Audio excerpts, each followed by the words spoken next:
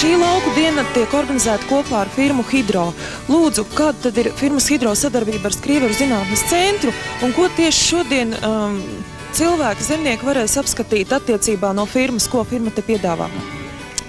Jāsaka tā, ka mēs ar zinātnes centru sadarbojamies tikai tādēļ, ne lai balstītu zinātni, bet lai tā zinātne dotu zināmus ieteikumus mūsu Latvijas zemniekiem. Tāpēc mums arī nav žēl līdzekļu, šādu pasākumu organizēšanai. Šeit jūs ļoti labi redzat dažādas graudaugu šķirnes, tur ar tālāk apskatīsimies rapsi, būs arī kartupeļi un tā tālāk. Un šeit ir izmēģināti firmas Hidro minerālu mēsli. Ļoti uzskatāmi var redzēt, ja izvēlas pareizu sēklu un katrai variācijai pareizu minerālu mēslu kopā ar mikroelementiem, uzskatāmi redzam, kādas potenciālās ražas gaidāmas. Šeit pat jūs redzēt, te ļoti labas kviešu šķirnes, vai ne, tālāk arī rudzu šķirnes mēs redzējām, vai ne. Respektīvi, mūsu priekšlikums ir tāds zemniekiem, lai ļoti uzmanīgi izvēlas minerālu mēslu veidus vajadzīgos. Precīzas devas, savlaicīgas devas, nav jēgas vienkārši minerālu mēslus bērt zemē un barot zemi.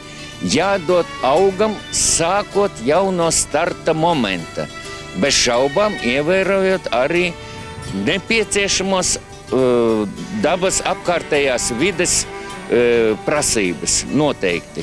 Jo nevar būt tā, ka mēs mēslojam un pie reizes piegānam notekūdeņus, dzeramo ūdeni un tā tālāk. Jādomā par cilvēka veselību. Nākošais, ko mēs ar šiem demonstrējumiem gribam parādīt. Mēs gribam panākt to, lai cilvēki saprot, ka jāaudzē kvalitatīvs produkts. Minerālu mēsli bez šaubām ir dārgs prieks, tāpēc viņus jālieto precīzi un augam vajadzīgā laikā. Ja ir precīzas dozes, tad jau dzirnavnieki arī labprātāk pērk kvalitatīvu produkciju, jo šodien nekvalitatīvs produkts nav vajadzīgs ne rietumos, ne austrumos. Ja būs laba raža, tad jau noteikti būs arī zemniekam ienākums, nebūs jāsūkstās. Tie zemnieki, kas dabū 5, 6, 7, 8 tonnas no hektāra, jeb rēķinos nullīti liek klāt pēc veci ieraduma, tie jau par nabadzību nesūkstās. Sūkstās tie, kas nemāk, negrib un neprot strādāt. Lūk, šī semināra, doma, tāpēc mēs vairākās vietās šeit Skrīveros mēs sadarbojamies ar Priekuļu selekciju izmēģinājumu staciju, sadarbojamies saimniecību Tērvete un vairākām citām. Ar Viļānu izmēģinājumu staciju sadarbojamies. Šim nolūkam mēs naudu nežēlojam. Mēs gan neesam sarkanais krusts, ja? Bet tomēr naudu nežēlojam, lai izglītot zemnieku. Un mēs gribam vienu momentu, lai visas citas firmas arī, kas nodarbojas ar minerālu mēslu tirdzniecību, lai zemniekiem šie ieteikumi tiktu veidoti ļoti korekti. Nevar vienkārši tā, ka vislabākais minerālu mēsls tas, kas ir pārdots. Tā ir nepareiza rīcība, tā ir antitautiska rīcība. Mūsu hidrofilozofija tas nav pieņemams. Kas ir no firmas Hidro Latvija šoreiz tieši šajā seminārā un kas ir tieši jauns zemniekiem? Siltumnīca kultūrām. Minerālu mēslu klāsts šeit mums ir redzams. Ļoti plašs. Mēs visiem interesantiem, kas nodarbojas ar kultūru audzēšanu siltumnīcās, izsniedzam arī absolūti sīku informāciju, kā viņus lietot. Respektīvi, patreiz nav problēmas dārzeņa audzētājiem, ziedu audzētājiem, nav problēmas, kā izaudzēt. Nav problēmas, kur dabūt. lai varētu izaudzēt. Vienkārši problēma ir dažkārt viņu zināšanās, kur tas ir dabūjams. Tas ir vairāk kā skaidrs, ir zināms, firma Hidro pazīst visi, bet dažkārt problēma ir zināšanu trūkumā, kad, kurš un cik daudz jālieto. Šī sakarībā jāsaka tā, ka dārziņkopība ir viena no tām nozarēm. Es domāju, kas Latvijā patreiz ir ļoti perspektīva, jo ar olām un ar cūkām neiet. Dārziņi vēl varbūt ies, bet bez šaubām jārūpējas pašiem, lai varētu dabūt lielāku produktivitāti, lielāku ražību, respektīvi, lai varētu būt konkurentspējīgi citā tirgū. Bet šeit jūs redzēt, katrs dārziņu audzētājs var redzēt, kāds ķīmiskais sastāvs mūsu hidrokompleksam. Šeit pamatā priekš amatieriem. Profesionāli, lai griežās pie mums, dabūs precīzākas konsultācijas. Mēs neuzskatām, ka labākie minerāli mēsli tie, kas ir pārdoti, es droši vien jau atkārtošos, bet katrā gadījumā tie ar kvalitātes rādītājiem, ar Eiropas certifikātiem un standartiem izgājuši tādās valstīs kā Holandē, kaut vai tas pats PG Mix mūsu. Tie ir aprobēti visā Eiropā, un tāpēc mums nav kauns piedāvāt profesionāļiem, un šodien šeit ir sapulcējušies ļoti daudz profesionāļu. Pirmkārt, ne jau mēs vien rīkojam šo semināru, šeit jau pamatā jāsaka paldies Švarc kungam un tāpat valdei, Rītausmas saimniecei vai ne, un mēs arī šeit piedalāmies. Tātad mūsu kopējā visa vēlme bija iedot visus instrumentus, visas zināšanas, kā tas jādara. Par to, ka vēlme ir darīt, to mēs redzējām šeit pie 300, laikam es neesmu saskaitījis pie 300 cilvēku. Tātad tā ir tā niša, kur zemnieki var atrast savu vietu, un es domāju, ka dārzeņi patreiz ir viena no naudas kultūrām. Perspektīva naudas kultūra. Šeit ne tikai izmēģinājumi, bet arī jau tieši ražošanas process, jo tas ir ražojošs uzņēmums. Vārsakot, mēs piedāvājam virkni speciālo minerālu mēslu, gan lauku kultūram, dārzeņiem, gan arī siltumnīcas saimniecībai, teiksim, ja mēs sāksim ar stādu audzēšanu, tad šāda veida PG miksi, kā piebarošanai, dažāda veida kristalonu dažādās kombinācijās. Ja trūkst stingri izteikti mikroelementu trūkums, varam piedāvāt tensu kokteili. Vārds sakot, mums patreiz kopā ar doktoru Nolendorfu ir pabeigti nopietni pētījumi par šo, kā saka, tomātu, gurķu audzēšanu slēgtajās platībās un lauka apstākļos, tāpat arī pa zemeņu audzēšanu, par ziedu audzēšanu. Es domāju, par ziediem šeit tuvāk jau pamatā pastāstīs meristēmas uzņēmumu cilvēki, bet pa praktisko pusi, kas nav izlasījis agrotopā vai ne, tad doktors Nolendorfs ļoti īsi koncentrēti izstāstīs, vai ne, gan pa tomātiem, gan pa gurkiem, kas tagad konkrēti jādara zemeņu laukā, lai varētu pacelt ražību, zemeņu ražību, es domāju. Lūdzu, Teodora, par šī semināra nepieciešamību tieši šobrīd. Doma bija gaužām vienkārša. Zemniekiem, mūsu produkcijas lietotājiem izstāstīt tās priekšrocības, kādas jaunus minerālu mēslu veidus mēs piedāvājam šogad.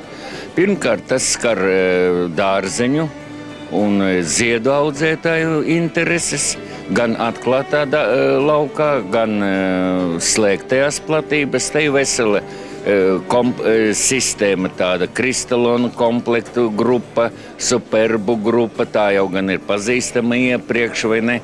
Slāpekļu grupai nāk klāt, teiksim, arī daudzi veidi.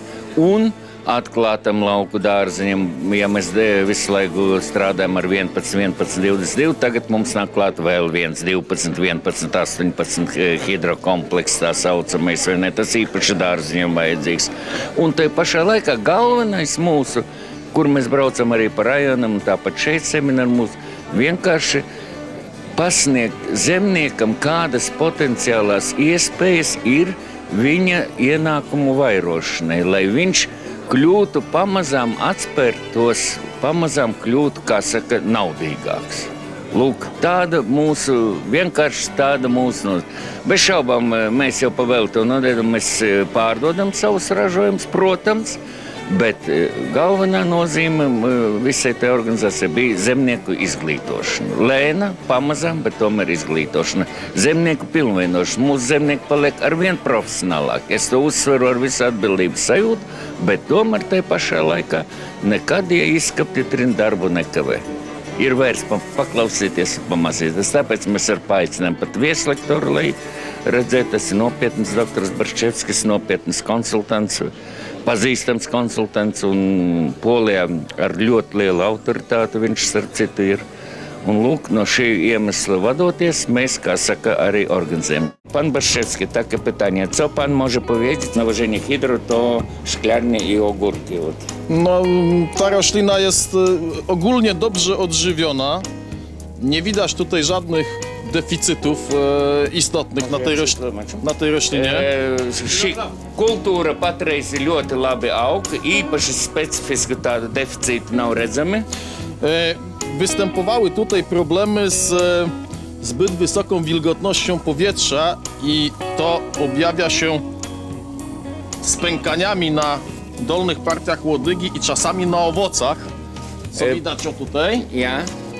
Te šī brīdī gan ir mazlietiņ pārlieku liels mitrums, un varbūt tāpēc arī dažkārt rodas tādas problēmas, ka šeit liekais ūdens, jā, šeit ļoti labi redzams taisni, ūdens, kā saka, spiež ārā, un līdz ar to plaisājumi rodas.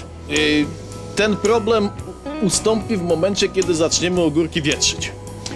Šitas problēma izzudīs, tikko sāksies intensīvāka veidināšana, no laika apstākļiem, protams. Spowoduje to wzmożenie transpiracji i prawidłowe pobieranie wszystkich składników z maty. Ono w tej chwili mogło nie być do końca takie, jakie ogórek potrzebował. Un līdz ar to, kaut arī patreiz tur substrātā ir pietiekami barības vielu iedots, bet iespējams, ka šo apstākļu dēļ arī kāds no elementiem netiek pilnībā uzņemts. Natomiast w nieodległym czasie, kiedy te ogórki osiągną wysokość do drutu, będzie trzeba zmienić skład pożywki już na taki, który jest odpowiedni dla okresu owocowania. Un, ja, kā mēs redzam, ja tie augi sasniegs apmēram līdz drāts līmenim, bez šaubām tad būs jāizmaina arī jāizmaina barošanas systēmu. To znaczy, na pewno będzie trzeba tutaj dodać sporo potasu do tej pożywki, bo takie będą potrzeby tych roślin. Acīm redzot, būs nepieciešams mazlietiņ piedot klāt kāliju, jo, kā jūs ziniet, katram augam noteikti attīstības stādē nepieciešams savi elementi. Vienā no mūsu iepriekšējiem raidījumiem firma Hydro Latvija arī bija izsludinājusi konkursu ar diezgan lielām balvām. Un lūk, kopā ar jums, skatītāji, mēs esam nonākuši arī firmas Hydro Latvijas stendā. Un šeit ir balva, ko saņem konkursu uzvarētāja, kas tika pasludināta mūsu lieldienu raidījumā. Lūdzu, kā sauc uzvarētāju un ko tad viņa saņems un kad viņa saņems? Jā, pirmkārt teiksim, ka tā nav balva, tas ir balvas paraugs. Viņa saņems 4 reizes vairāk. Tas ir viens. Viņai pietiks, lai to otrreizējā virsmēslošanā veselam hektāram. Treškārt, es uzskatu, ka tas bija mūsu pirmais konkurss ar šo raidījumu, bet ne pēdējais, pat cik mūsu produkcija īpaši reklāma nav. Es ceru, arī šim raidījumam nevajadzēs vairāk reklāma nekāda. Nesmējies, bet tā tas ir, vai ne? Pēc mūsu vēstulēm es jūtu, ka tā tas ir, vai ne? Es vēlreiz apsveicu uzvarētāju, pasakos paldies skatītājiem, un es domāju, ka mēs vēl jūsu raidījumā, es domāju, ka mēs būsim korekti pret zemniekiem, konsultācijas, kas, cik un kad jālieto.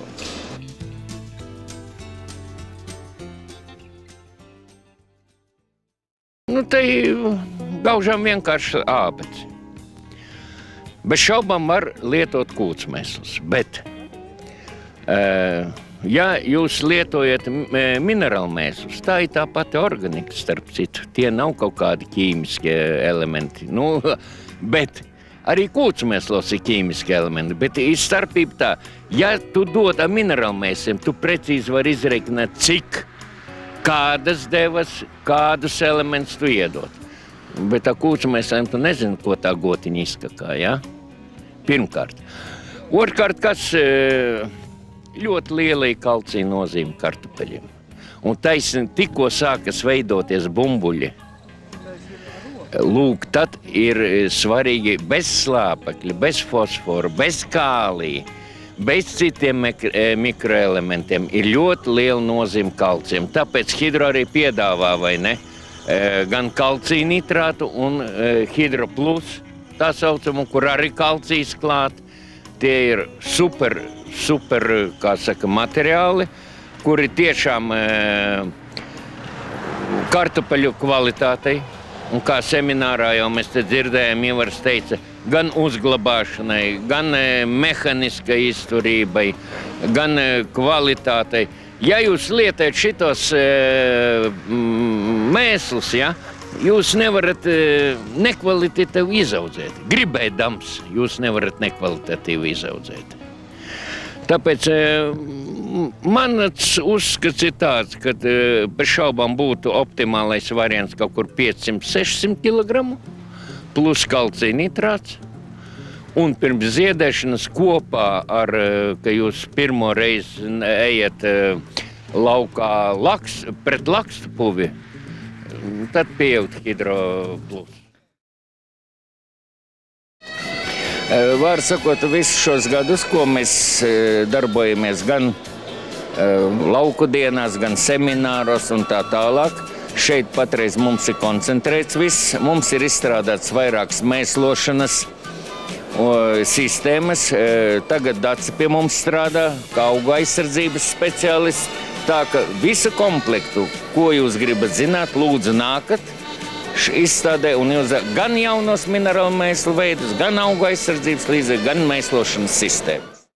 Teodor, tu esi atveicis mūs mazliet pamācīties visus mūsu lauksaimniekus. Pie ļoti kārtīgi es gribu palabot saimnieka, jā. Pastar kungu mēs sadarbojamies jau apmēram 10 gadu. Viens otru mēs pazīstam pārāk labu. Viņš ir tiešām labs saimnieks, un man prieks par to, ka pie Pastar kunga brauc. Mēs visi skrienam uz rietumiem mācīties. Pie Pastar kunga brauc gan somi, gan vācieši, gan no citām valstīm brauc mācīties. Tāpat kā kādreiz 30. gados mācījās no Latvijas, gan Zviedrijas, gan Norvēģijas un Somijas zemniecība. Patreiz mēs esam tādā līmenī. Mēs neesam sliktāki, mēs neesam glupāki, mēs esam pietiekoši kvalificēti. Es runāju konkrēti par Jāni. Ja?